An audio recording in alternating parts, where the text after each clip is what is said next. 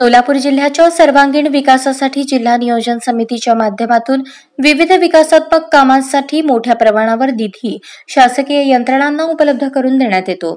निधीतून पूर्ण करण्यात आलेल्या व सुरू असलेल्या कासेगाव येथील वन विभागाच्या तसेच रांजणी येथील विविध विकास कामांची पाहणी उच्च व तंत्र शिक्षण, वस्त्रोद्योग व संसदीय कार्यमंत्री तथा जिल्ह्याचे पालकमंत्री चंद्रकांत पाटील यांनी दिली।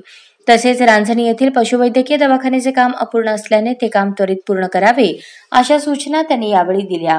यावेळी त्यांच्या समवेत आमदार समाधान अवताडे, मुख्य कार्यकारी अधिकारी मनीषा आभाळे, उपवन संरक्षक धैर्यशील पाटील, अतिरिक्त मुख्याधिकारी संदीप कोहिनकर, उपमुख्याधिकारी सर्जेराव मिरकले, जिल्हा नियोजन अधिकारी दिलीप पवार, सहाय्यक जिल्हा नियोजन अधिकारी पुंडलिक गोडसे, जिल्हा आरोग्य अधिकारी डॉक्टर संतोष नवले, जिल्हा परिषद बांधकामाचे कार्यकारी अभियंता संतोष कुलकर्णी, जिल्हा पशुसंवर्धन अधिकारी डॉक्टर नरळे, गटविकास अधिकारी प्रशांत काळे, वन परिक्षेत्र अधिकारी चैताली वाघ यांच्यासह मान्यवर पदाधिकारी उपस्थित होते।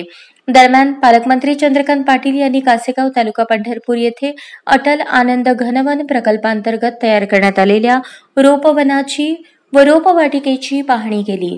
रांजणी तालुका पंढरपूर येथे जिल्हा नियोजनाच्या निधीतून रांजणीचे चळे या रस्त्याची, जिल्हा परिषद प्राथमिक शाळेच्या वर्गखोल्यांची पूर्ण झालेल्या कामांची पाहणी केली। तसेच पशुवैद्यकीय दवाखाना, मुख्य इमारत व प्राथमिक आरोग्य केंद्राची मुख्य इमारत, कर्मचारी निवासस्थान या ठिकाणी सुरू असलेल्या कामांची पाहणी केली।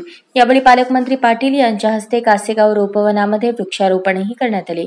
विकास कामांची पाहणी करताना संबंधित अधिकाऱ्यांकडून कामाबाबत माहिती घेतली तसेच मार्गदर्शक सूचनाही यावेळी दिल्या। मौजे कासेगाव तालुका पंढरपूर येथील जिल्हा वार्षिक योजनेअंतर्गत निकृष्ट वनाचे पुनर्वनीकरण, अटल आनंद घनवन प्रकल्पांतर्गत रोपवनात विविध रोपांची व औषधी वनस्पतींची लागवड करण्यात आली आहे। यामुळे जैवविविधतेत मोठ्या प्रमाणात वाढ झाली असल्याचे उपवन संरक्षक धैर्यशील पाटील यांनी सांगितले।